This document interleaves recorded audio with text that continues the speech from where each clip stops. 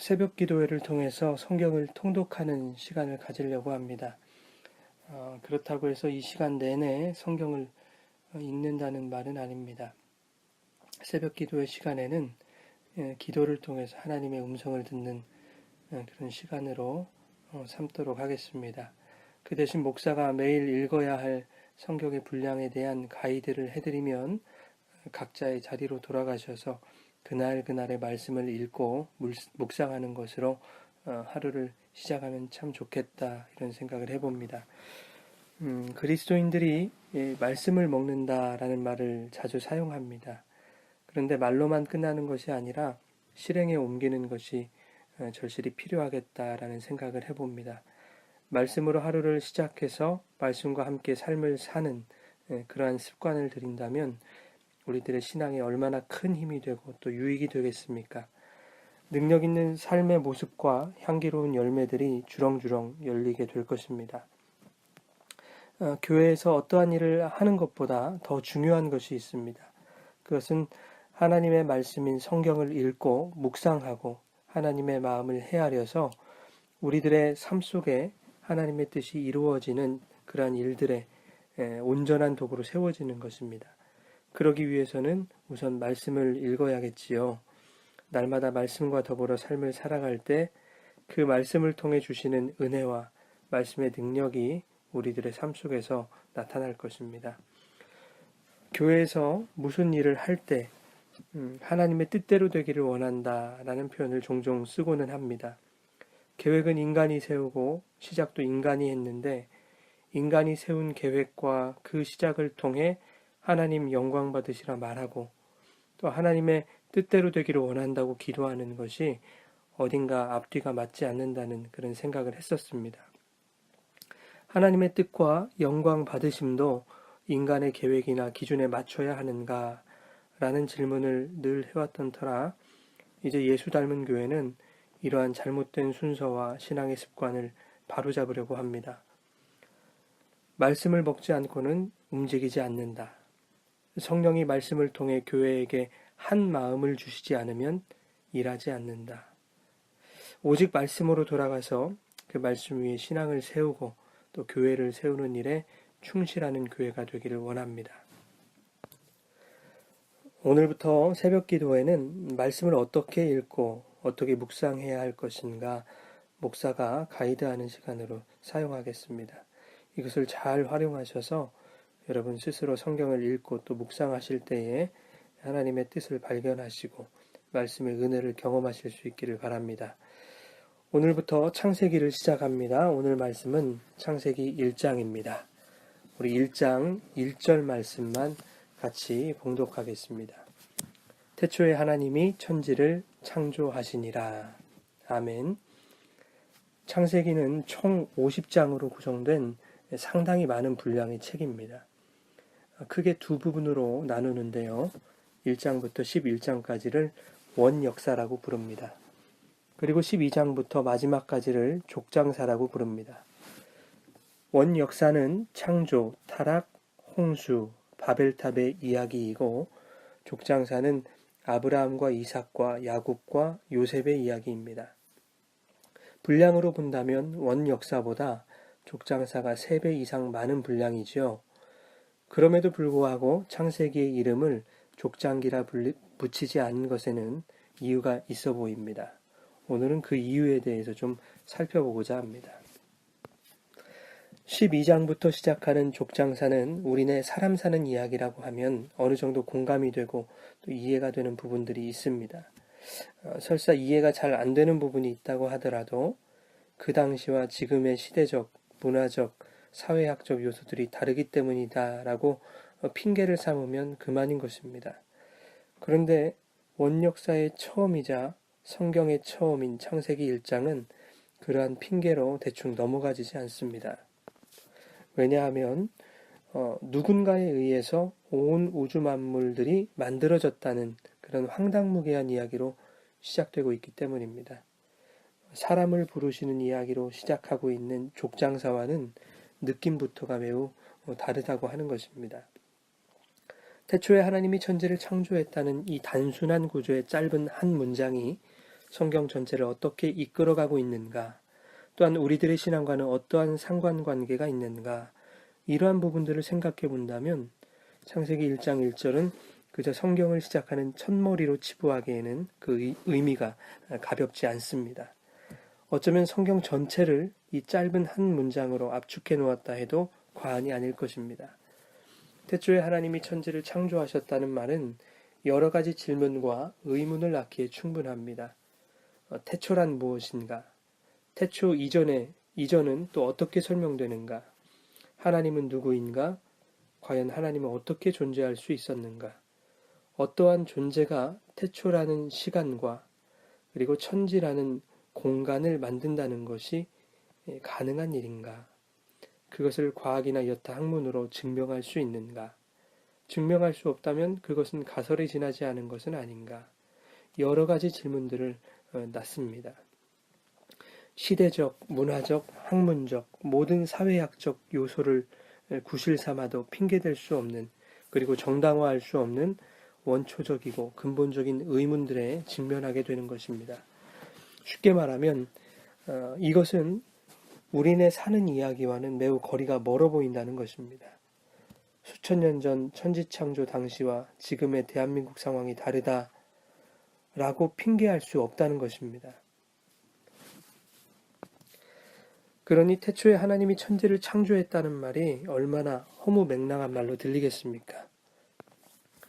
그런데 성경을 읽는 독자들이 놓치지 말아야 할 것이 있습니다. 그것은 성경을 세상 사는 이야기를 읽을 것인가, 아니면 하나님이 인간들에게 하시는 하나님의 말씀으로 읽을 것인가 하는 부분입니다.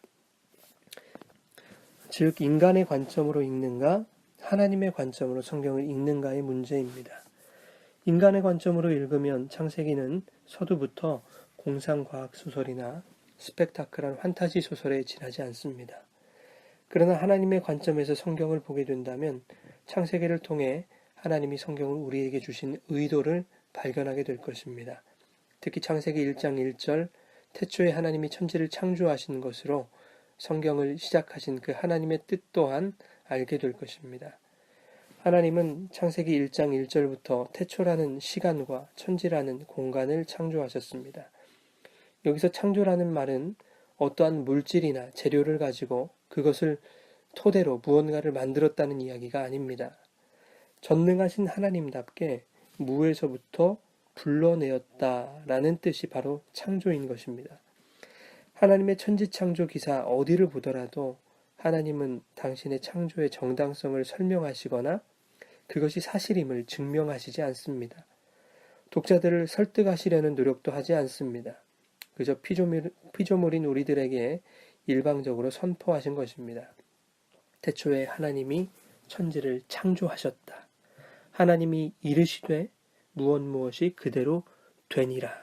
이렇게 하나님의 일방적인 선포를 믿는 것이 바로 성경입니다. 그런데 중요한 것은 인간의 이성과 지성으로는 믿어지지 않는다는 것이 문제입니다. 이 문제는 자연스럽게 인간의 능력으로는 믿음이라는 것을 만들어낼 수 없음을 증명하는 셈입니다. 그러면 믿어지지 않는 이 문제를 어떻게 해결할 수 있는가? 그건 역시도 전능하신 하나님의 손에 달려 있다는 것이 바로 태초에 하나님이 천지를 창조하셨다라는 말씀 속에서 설명되고 있는 것입니다. 태초는 시작을 의미합니다. 그런데 이 시작은 하나님의 영혼 안에서 이미 완성을 이루어 놓으신 시작입니다. 그러므로 하나님의 창조는 만들어 놓고 방관하는 창조가 아닌 이미 완벽하게 이루어 놓으신 어떠한 완성을 향해 끊임없이 그리고 신실하게 일하시는 창조입니다. 하나님의 완성이라고 하는 것은 영원한 안식을 의미하는 것인데 그것은 창세전부터 하나님이 택하신 백성들의 구원을 의미하기도 합니다. 종합하면 하나님의 창조는 선택하신 백성들의 구원을 위한 창조입니다. 그것이 하나님의 영광이기도 한 것입니다. 여러분, 믿어야 구원받는다라는 절대적인 기독교 교리가 있습니다. 이것에 대한 모든 성도들의 입장은 의심의 여지가 없다는 것입니다. 그러나 믿음이 어디로부터인가라는 질문에 대해서는 왠지 시원한 입장을 내놓지 못하고 있는 것이 사실입니다. 내가 뭔가를 해야만 혹은 어느 정도의 신앙적 궤도에 올라가야만 믿음이 있다 라는 식의 신앙 논리가 오늘날 팽배하지 않습니까? 그런데 창세기 1장 1절은 그 믿음의 출발이 어디인지를 확실하게 말씀해주고 있는 것입니다. 이 역사의 현장 속에서 끊임없이 당신의 선택하신 백성들을 구원해 가시는 것이 하나님의 창조라고 한다면 구원받은 우리들의 믿음 또한 선택하신 백성들을 향한 하나님의 일방적인 선물이라고 하는 것입니다. 내가 이 말씀을 믿어야지 해서 믿어지는 것이 아닙니다. 하나님이야말로 온 천지 만물을 창조하신 전능하신 하나님이라는 것이 믿어지고 그 하나님을 나의 주로 고백할 수 있는 것이 바로 은혜인 것입니다. 어떤 사람들은 창세기를 설화나 신화의 하나로 치부하기도 합니다. 그리고 나의 이성과 지성과 상식으로 이해가 되고 납득이 되는 말씀, 또한 과학이나 철학과 같은 다양한 학문으로 검증이 되는 다른 말씀들을 통해서 충분히 은혜 받을 수 있다고 이야기합니다. 그러나 모든 말씀은 한 하나님의 하나의 감동으로 된 책입니다. 이것은 신화, 저것은 하나님의 말씀으로 구분할 수 있는 것이 아니라고 하는 것입니다. 그러므로 창세기 1장 1절에 천지를 창조하신 전능하신 하나님이 믿음으로 고백되어지지 않는다면 다른 말씀을 통해서 은혜를 받는다는 것은 불가능한 이야기인 것입니다. 바꿔 말하면 그가 다른 말씀들의 은혜를 받았다고 하는 것은 그는 이미 창조주 하나님을 믿는 믿음을 창세전에 하나님으로부터 선물 받았다고 하는 것입니다. 성경이 창세기 1장 1절로 시작하는 것은 천지를 창조하신 전능하신 하나님을 믿음으로 고백하는 자라야 성경을 믿음의 눈으로 볼 수 있다는 의미일 것입니다. 아울러 하나님을 전능하신 창조주 하나님으로 고백한다는 것은 그가 구원받은 하나님의 택하신 백성임이 증명되는 은혜의 증거라 할 수 있을 것입니다. 이제 우리는 오늘부터 창세기를 시작으로 하여 이 성경을 끝까지 읽어나갈 것입니다. 하나님의 말씀을 읽고 묵상할 때 그것을 자연과학이나 인문학 등의 세상의 잣대로 바라보지 않기를 원합니다. 성경은 자연과학서도 인문서도 철학서도 아닙니다. 성경은 오직 하나님의 말씀인 것입니다. 청자는 화자의 의도대로 들어야 실수가 없는 법입니다. 하나님의 말씀 또한 말씀하신 하나님의 의도대로 받아들여야 우리의 신앙에 실패가 없을 것입니다. 오늘 하루도 온 세상 만물을 창조하시고 나를 창조하신 전능하신 창조의 하나님을 우리의 아버지로 고백하며 하나님의 창조와 우주를 운행하시는 섭리와 우리를 살리신 구원의 경륜을 찬양하고 경배하는 우리 모두가 되기를 소원합니다.